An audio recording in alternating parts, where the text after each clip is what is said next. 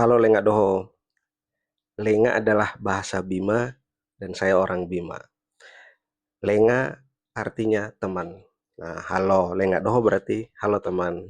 Perkenalkan, saya Agus Mbojo.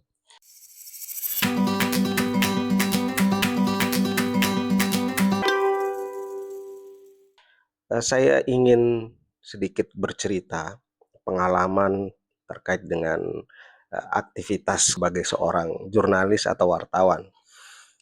Eh, Wartawan kalau kita lihat sekarang mungkin mulai ada pergeseran karena teknologi dan media massa itu suatu yang tidak bisa dipisahkan. Kalau kita melihat sejarahnya, dulu wartawan adalah wartawan cetak, gitu kan, press, media pers. Kemudian muncul perkembangan teknologi yang kemudian berpengaruh juga pada perkembangan media. Ada media radio, kemudian muncul kemudian televisi, dan belakangan muncul yang namanya new media atau media baru, media sosial, bahkan bisa melakukan kegiatan-kegiatan layaknya seorang jurnalis atau wartawan. Termasuk ini dengan melalui media sosial YouTube ini, sebenarnya kerja-kerjanya pun banyak orang yang melihat ini juga kerja wartawan karena kerja memberikan informasi, memberikan edukasi, memberikan hiburan, melakukan agenda framing pun juga bisa. Artinya perkembangan media massa kemudian dengan teknologi itu sesuatu yang tidak bisa dielakkan lah begitu. Tapi saya ingin sedikit membahas sisi lain gitu. Di depan saya ini ada beberapa buku, ada satu dua, ada 6. Ini berbicara tentang eh, pengalaman seorang wartawan, pengalaman kewartawanan gitu. Ada beberapa, misalnya ini pengalaman wartawan dari zaman Bung Karno sampai Pak SBY. Judulnya Sisi Lain Istana. Yang nulis ini Mas Osdar.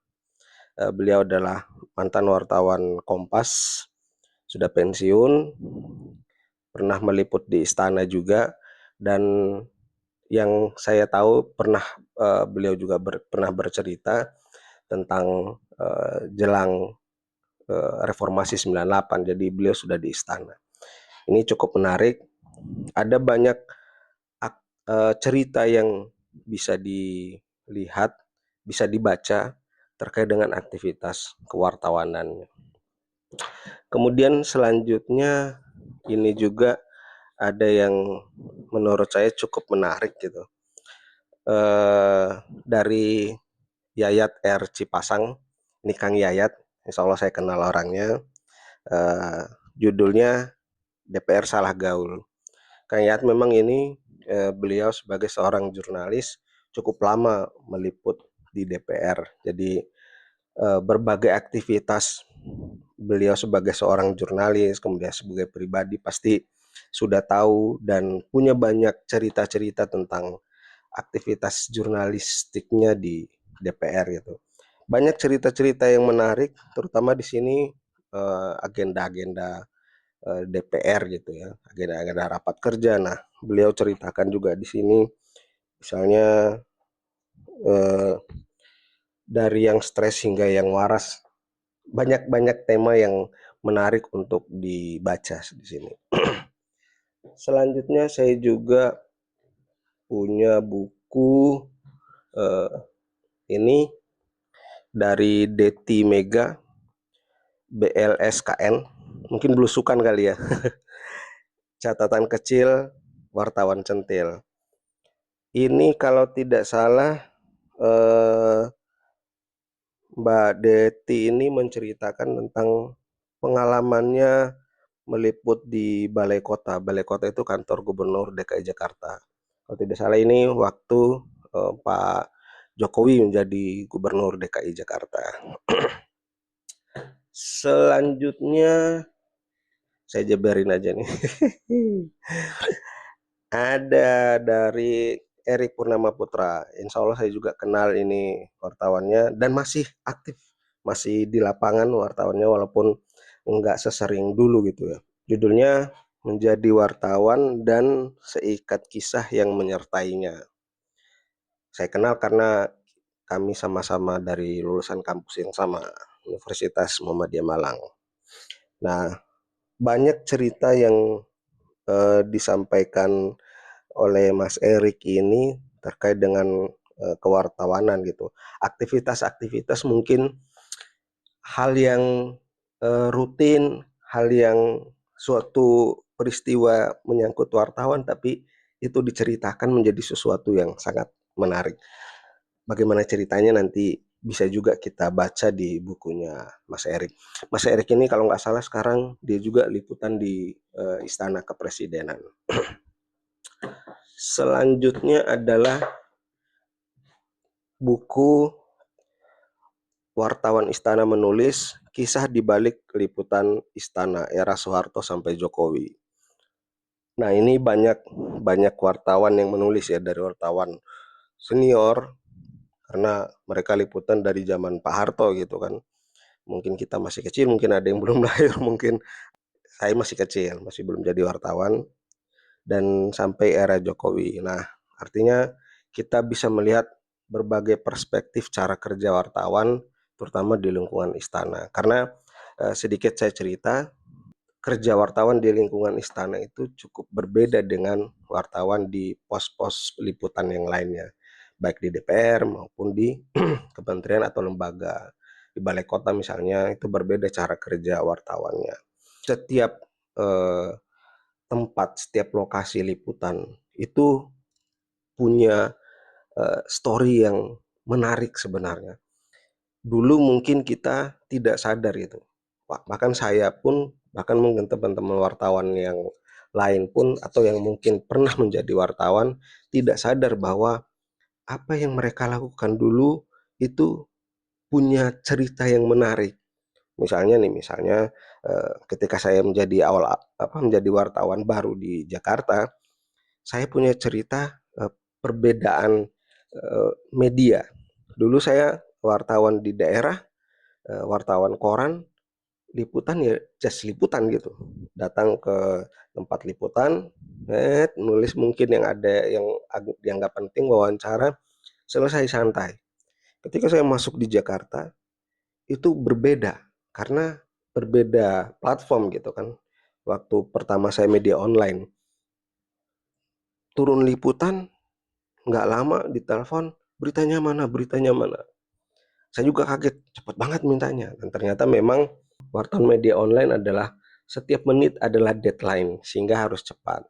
Nah, waktu awal-awal ke ibu kota, ke Jakarta, menjadi wartawan, karena pihak kantor pengen cepat beritanya, saya kadang tidak menulis berita, tapi mendikte. Misalnya, tadi barusan wawancara Jaksa Agung, apa saja yang ditanyakan, tulis pertanyaannya apa, jawabannya apa, pertanyaan apa, jawabannya apa. Kemudian dari kantor yang membuat beritanya, tapi tetap atas nama saya sebagai wartawan di lapangan. Itu perlu penyesuaian yang cukup lama sebenarnya. Apalagi sehari minimal 10 berita. Saya juga kaget, wah 10 berita gimana caranya ini?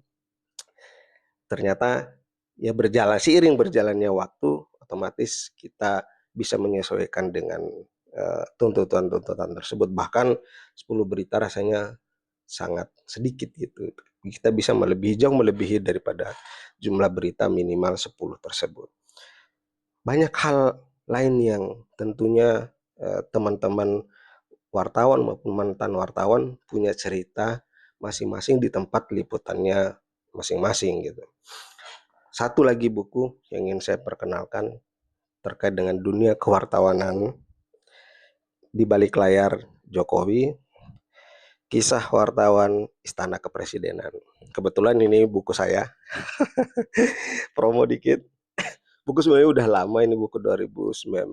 Saya menceritakan beberapa peristiwa, beberapa hal yang saya terutama alami langsung ketika menjadi wartawan di Istana Kepresidenan. Waktu itu masih periodenya Pak Jokowi dan Wakil Presiden Pak Yusuf Kala. ketika saya masuk istana di era Pak Jokowi di awal-awal, saya melihat sesuatu yang berbeda gitu. Karena saya sempat merasakan era Pak SBY, Presiden Pak SBY periode keduanya dengan Wakil Presiden Pak Budiono, ada nuansa yang berbeda ketika saya 1 tahun terakhir era Pak SBY, kemudian masuk Pak Jokowi ini berbeda. Karena saya mengalami ketika terjadi pergantian langsung kepemimpinan. Jadi tanggal 20 Oktober 2014 itu di Istana Merdeka, ketika Pak Jokowi Pak Jokowi dan Pak JK ya, setelah diambil sumpahnya di MPR, kemudian datang ke Istana Merdeka, diarak itu oleh ratusan mungkin ribuan warga. Kendaraannya tidak bisa masuk ke dalam Istana Merdeka, tapi kemudian keduanya berjalan kaki sampai masuk ke Istana Merdeka. Nah, di dalam istana ada upacara penyerahan simbolik gitu, pergantian dari Pak SBY ke Pak Jokowi. Nah, nuansa itu yang agak berbeda nih ketika di awal Pak Jokowi 20 Oktober itu penuh Istana Merdeka itu. Masyarakat ngantri untuk masuk. Sebelum peristiwa itu melihat istana itu sesuatu yang sakral. Suatu yang tidak semua orang loh bisa masuk ke sana. Apalagi termasuk wartawan, walaupun kita wartawan istana itu punya ID pers khusus, tapi kita tidak bisa sembarangan masuk ke dalam Istana Merdeka. Hanya waktu-waktu tertentu yang itu dapat izin liputan. Saya ada kegiatan waktu itu Pak Presiden, ya kita bisa masuk ke istana. Tapi ketika Pak Jokowi masuk, kemudian banyak masyarakat yang ngantri masuk, yang bahkan duduk-duduk santai di halaman halaman Istana Merdeka yang rerumputan itu, yang kalau acara 17 Agustus itu disitulah masyarakat seperti orang piknik. Saya melihat sesuatu yang unik. Keunikan itu kemudian membuat saya berpikir enak kali ditulis gitu. Waktu itu masih suka nulis-nulis di luar, nulis berita. Akhirnya saya nulis, saya coba di lewat blog waktu itu, lewat blog pribadi saya tulis-tulis lah gitu. Kemudian seiring berjalan waktu, beberapa peristiwa ketika meliput kegiatan Pak Jokowi pun banyak hal-hal yang menurut saya agak unik gitu, agak berbeda dengan yang lainnya, yang pernah saya rasakan sebelumnya ataupun yang menurut saya kok seperti ini gitu. Tapi ini hal yang menarik untuk kemudian diceritakan. Nah, ini saya tuangkan beberapa cerita di dalam buku ini. Kenapa kemudian saya mengangkat hal ini? Dari 6 buku ini, Lenga Doho Lenga tuh temannya. Dari 6 buku ini semua bercerita bagaimana seorang wartawan turun ke lapangan, melakukan peliputan, mencatat, mengetik, merekod dalam ingatannya, dan kemudian dituangkan dalam sebuah buku. Perkembangan teknologi saat sekarang membuat kerja wartawan sebenarnya semakin mudah. Kita tinggal kontak, WhatsApp, misalnya lewat WA, bertanya tentang suatu isu, dijawab oleh narasumber tersebut. Bisa kadang dijawab dengan tulisan, maksudnya balasan mengetik di WA. Kadang ada juga yang lewat voice note gitu. Jadi dia ngomong, tinggal nanti si wartawannya yang mentranskripkan. Mentranskrip pun itu sekarang tidak harus mendengarkan terus mengetik. Bisa lewat AI. Artinya sangat memudahkan. Kami di DPR ada 2 tipikal wartawan. Satu wartawan yang merekam, yang kedua wartawan ketik cepat. Ketik cepat itu ketika narasumber ngomong, dia pegang handphone, waktu itu masih BlackBerry ya. Gini tangannya, gini. Ini namanya ketik cepat. Dia mengetik mengikuti ritme apa yang diomongkan oleh si narasumber tersebut. Ada yang ngerekam todong begini. Ada juga yang mengetik tapi dia mengetik intinya. Ada beberapa quote yang mungkin sangat menarik untuk dia ketik. Dia mengetik itu.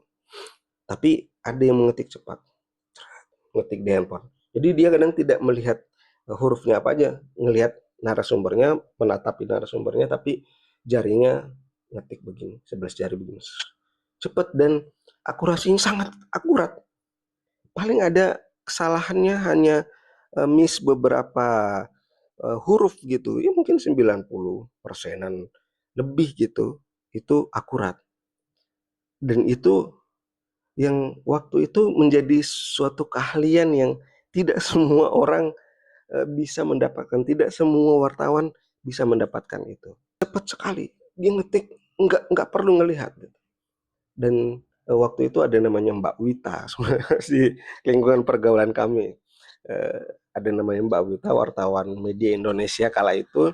Beliau cukup enteng. Saya juga pertama kaget, ini orang kenapa jarinya ya? Ternyata sedang mengetik. Tapi tatapannya ke narasumber, dia sekalian bertanya juga, ngetik juga. Wah, saya pernah mencoba, nggak sanggup, angkat tangan. Eh, itu keahlian-keahlian wartawan yang saat itu memang istilahnya apa ya? Memang sangat dibutuhkan. Bisa lahir karena memang itu suatu tuntutan yang harus dia lakukan itu. Sama kayak dulu ketika mungkin teknologi belum terlalu apa namanya? Terlalu maju, orang pakai recorder yang kayak tape recorder itu pakai kaset, tapi dia tetap harus menguatkan ingatan. Artinya tape sebagai alat, recorder sebagai alat, tapi dalam otaknya tetap harus berjalan dan mengingat apa yang diomongkan, apa yang dibicarakan oleh narasumbernya. Itu juga butuh tuntutan tuntutan sebagai seorang wartawan dan kebutuhan ketika itu.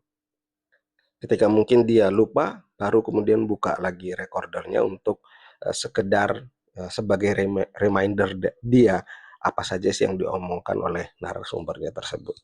Jadi setiap wartawan punya keahlian yang berbeda-beda.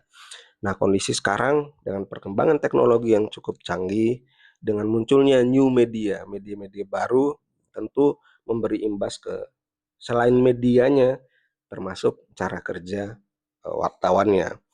Apakah masih seperti yang dicerita di buku-buku ini kan teman-teman wartawan bercerita karena dia turun ke lapangan, dia mendapatkan pengalaman, capek, lelah, susah senangnya.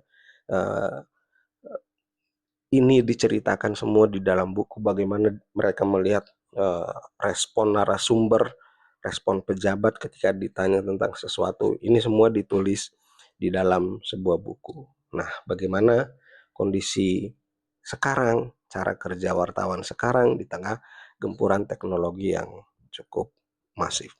Menurut saya, media massa, media mainstream, wartawan dibutuhkan, tetap sangat dibutuhkan.